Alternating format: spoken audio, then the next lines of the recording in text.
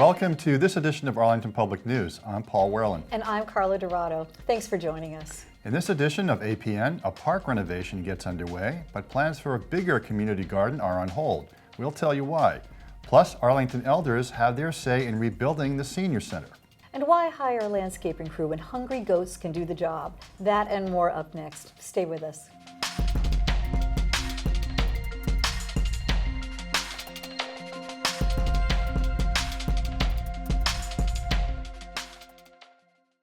We begin this newscast with the story of a tree winning out over an expanded garden at Magnolia Park, for now.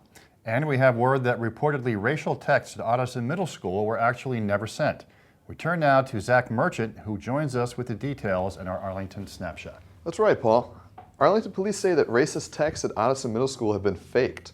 Originally reported in the Boston Globe on June 28th, an Ottoson 6th grader allegedly sent messages to a classmate containing racial epithets directed at a third student. In a joint press release on July 6th, Police Chief Fred Ryan and Superintendent of Schools Kathleen Bodie said, quote, "The racist text messages allegedly sent by a student at Ottoson Middle School were fabricated. The student who claimed to have received the hateful messages had created the narrative and fabricated the story. No charges have been filed, but the police department is working with the school to determine the proper consequences for the student. At this time, no information on the student's motivation has been provided." Elsewhere in town, a mighty redwood snarls development. Magnolia Park improvements began this week, but renovations to the community garden are on hold. The issue? A dawn redwood tree standing where the garden is slated to expand. Arlington nature enthusiasts have stepped up to defend the arbor, and minor controversy has ensued. Some feel that taking down or trying to transplant the tree is a necessary price to pay for an expanded garden.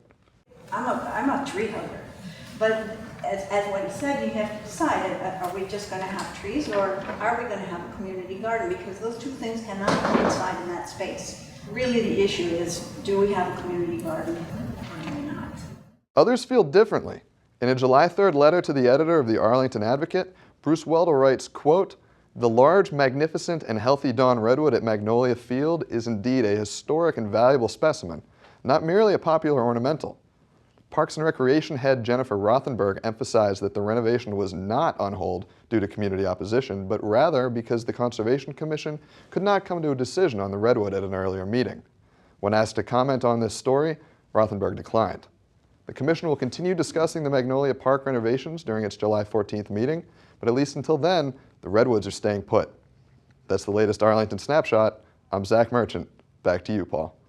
Arlington's police department is taking an innovative approach to confronting opioid addiction, and their efforts are getting national attention. Police Chief Frederick Ryan was recently invited to Washington, D.C. to appear before the Senate Committee on Homeland Security. There he described both the theory and the practice behind the program he introduced in Arlington, the Police Assisted Addiction Recovery Initiative, or PARI. Chief Ryan sat down with APN's James Milan to discuss the program and its results. Hello, I am here at the Arlington Police Station, ready to talk to our police chief, Frederick Ryan. He recently was invited to participate in a panel discussion in the U.S. Senate to talk about, in this particular case, the opioid addiction, the approach to opioid addiction here in our community. Chief Ryan, as always, a pleasure to talk to you. Thank you for having me. Thanks for taking the time. So, first of all, did you get a sense at any point in the process about why it was that it was you and not another chief of police? They were really interested in that a law enforcement agency had shifted its philosophical approach to the addiction crisis from all enforcement to treatment and prevention. And so this sort of spectrum, and clearly we've really redirected a lot of our resources on the demand side of this equation, and they really wanted to hear about that. You know, once you put somebody suffering from a substance disorder into the criminal justice system, you're adding a whole series of complex governmental steps that somebody who's already in crisis now is in this complex criminal justice system, and you can't reverse that.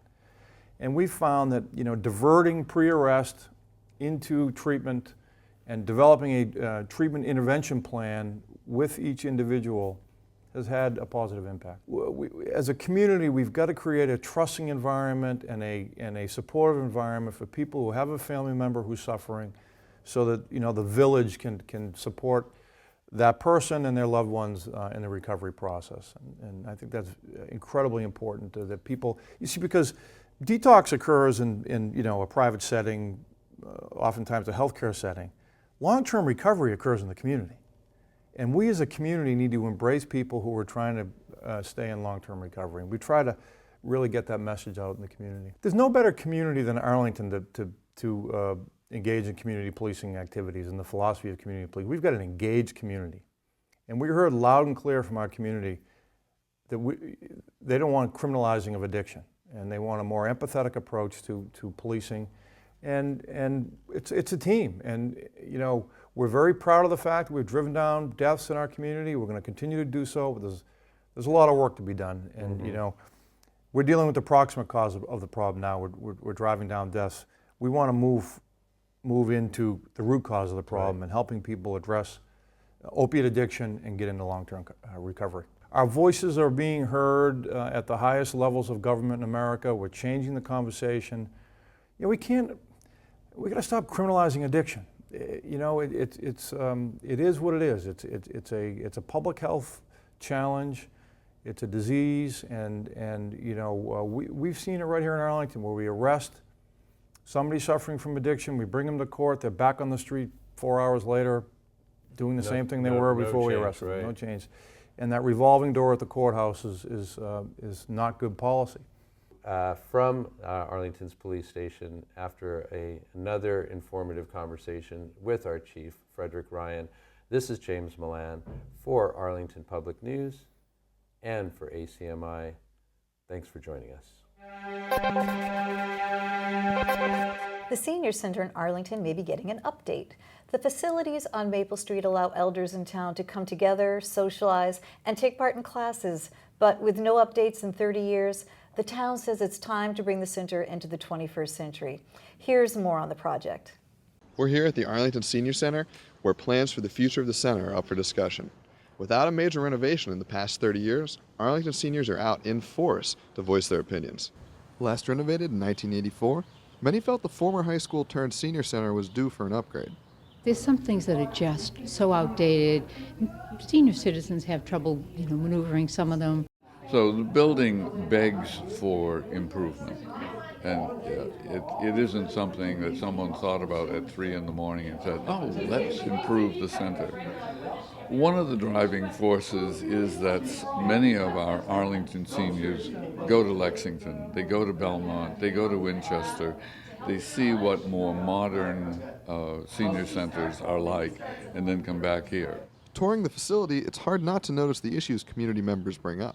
Cracked brick walkways are treacherous to navigate for seniors in wheelchairs or walkers. The kitchen is under-equipped to handle the population it serves. Bathrooms are underlit for older Arlingtonians with vision impairments.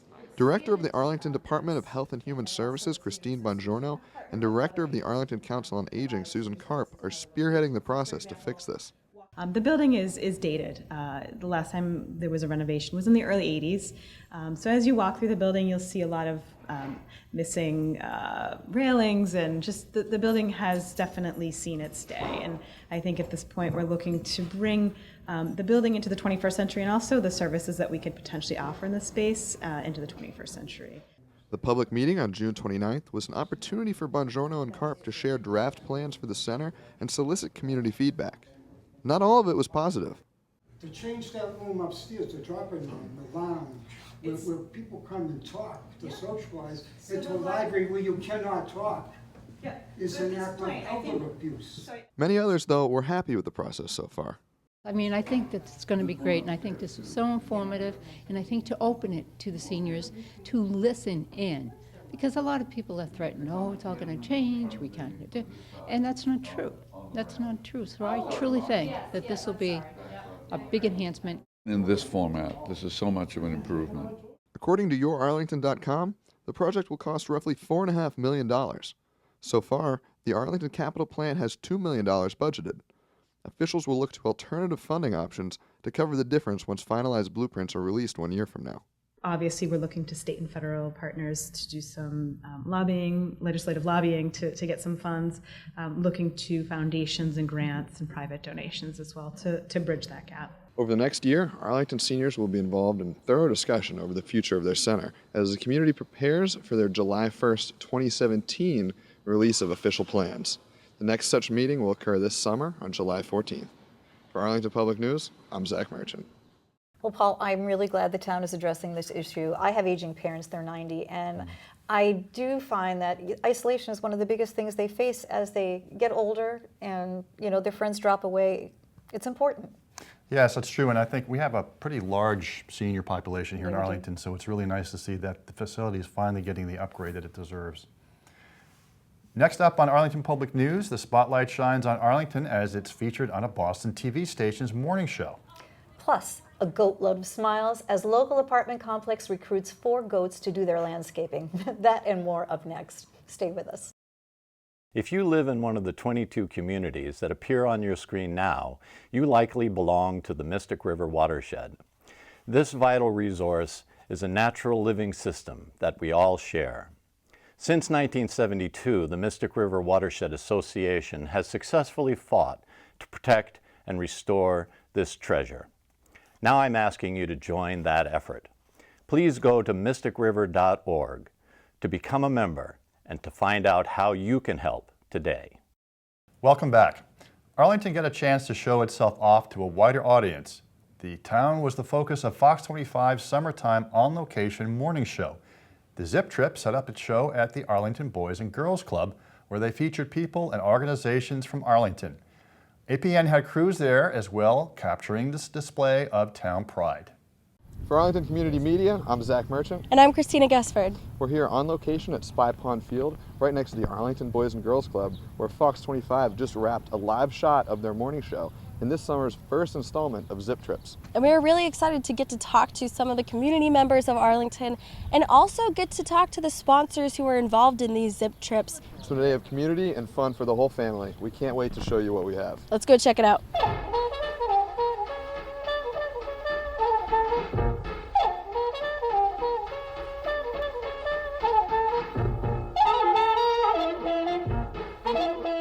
Usually when a news team is pulling into town, something bad has happened, you know, there's a fire or some crime or someone's in trouble. So with the Zip Trips, when we come in, it's good news because we're highlighting good things in the town. It's really evolved a lot since we first started in 2004, where it was one camera, one person.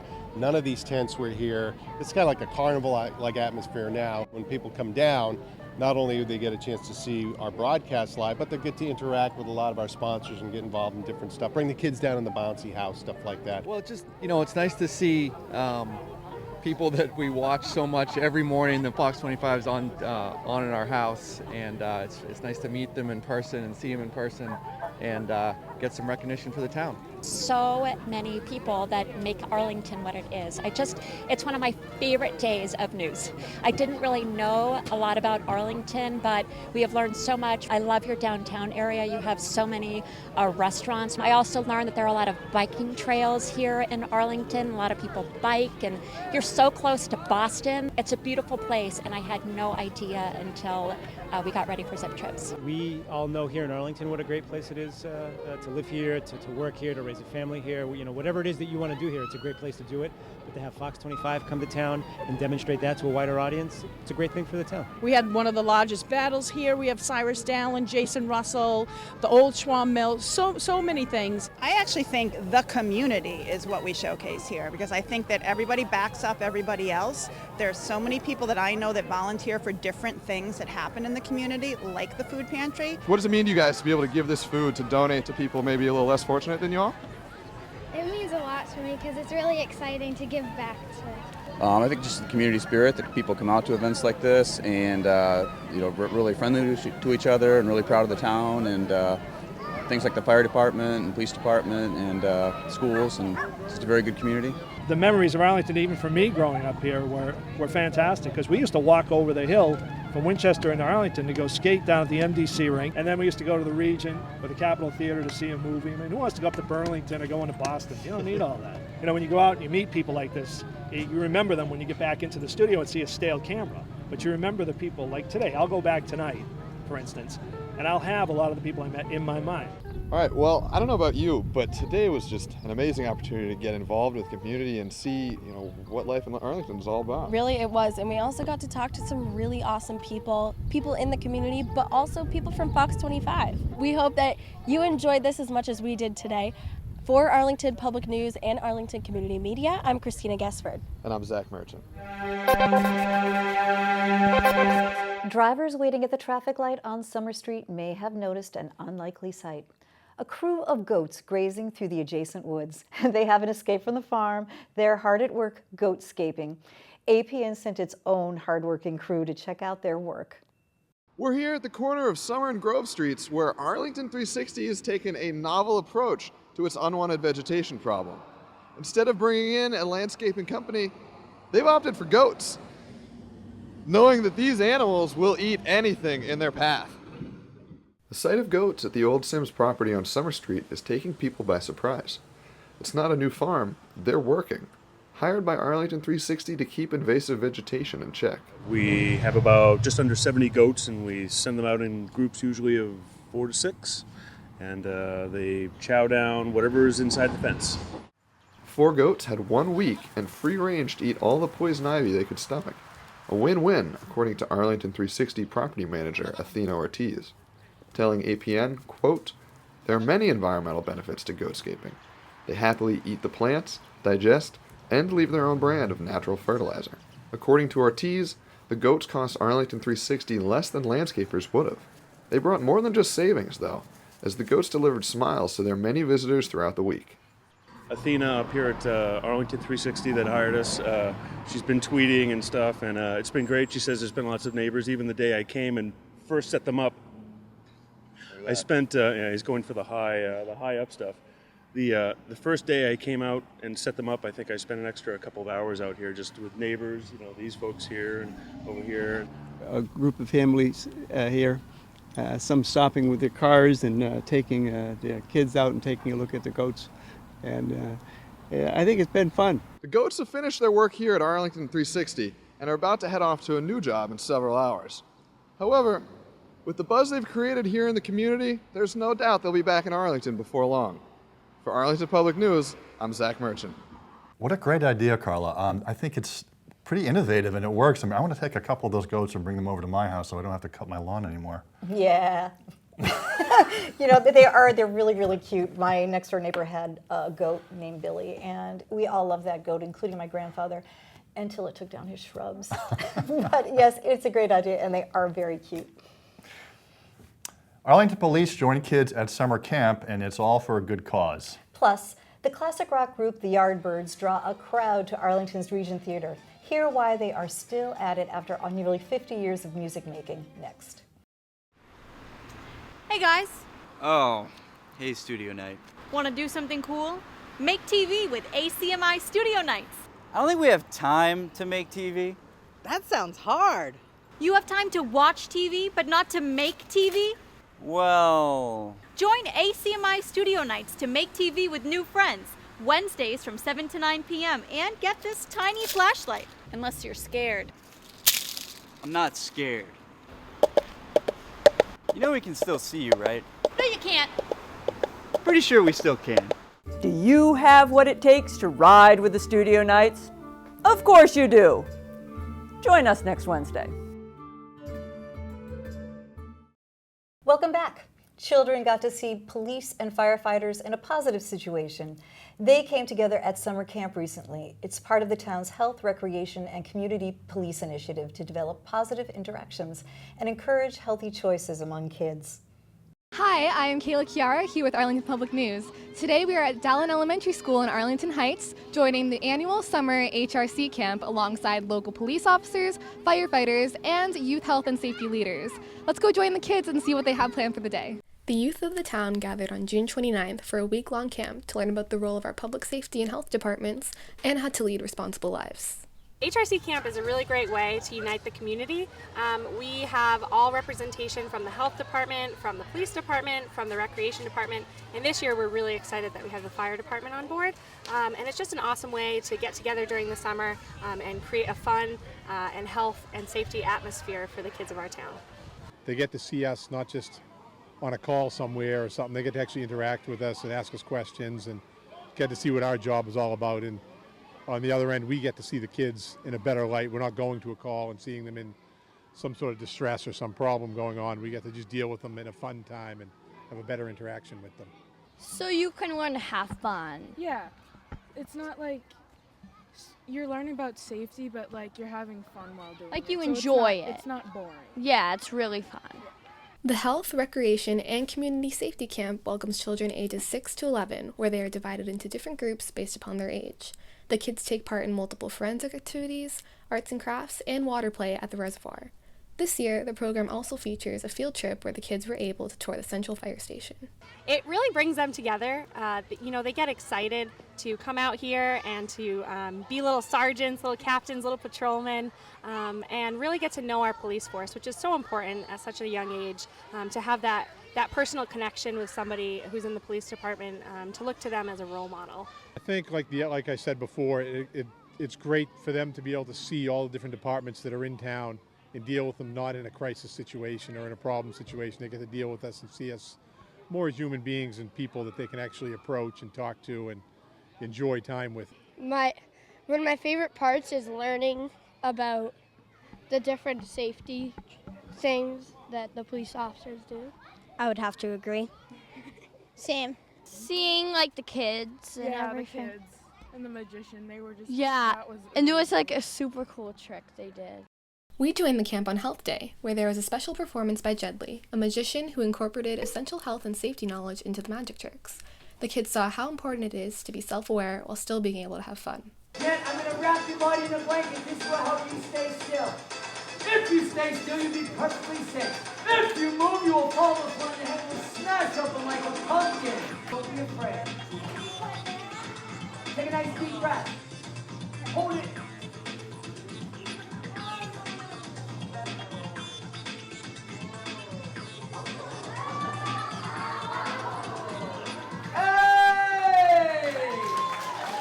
I love working for HRC Camp.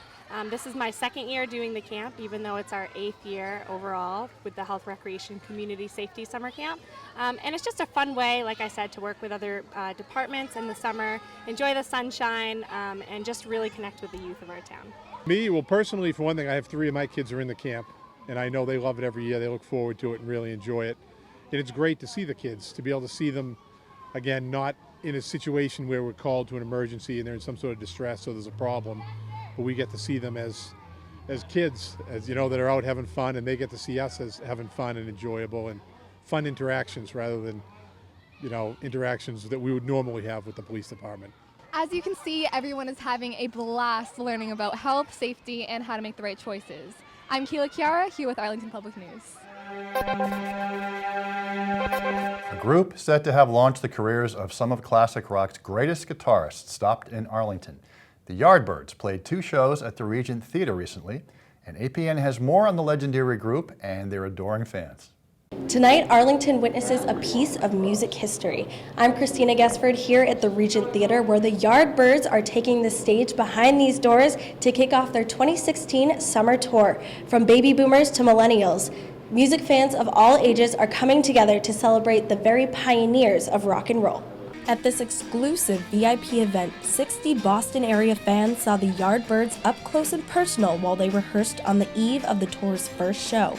The Yardbirds were one of those groups that came out of England with the Rolling Stones and the Beatles and the Who and the Kinks, and to have them here at my theater is extra special. To be able to open it up for a kind of an intimate evening while they're still working out some of the songs for their summer tour was really something. Tomorrow night, come and see the actual shows. It's excellent performances, get to meet the band and talk to them close up, you know what I mean? So it was an excellent experience. This supergroup is best known for honing the skills of future guitar gods Eric Clapton, Jeff Beck, and Jimmy Page in the 60s, and for their slew of chart-topping hits like For Your Love, Heart Full of Soul, and I'm a Man. I think the Yardbirds are like some of the best of the British invasion. I love the Zombies and the Beatles and all of them. These guys they have so many great songs, and I've seen them before, and they're just phenomenal. They sounded like just as good as ever. So the difference between tonight's show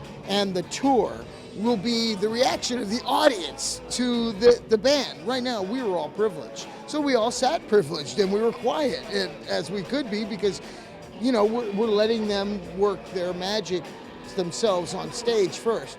The Yardbirds has seen several lineup changes, but core member and songwriter Jim McCarty led the band's crusade into the 21st century, uniting music lovers of all genres from every generation.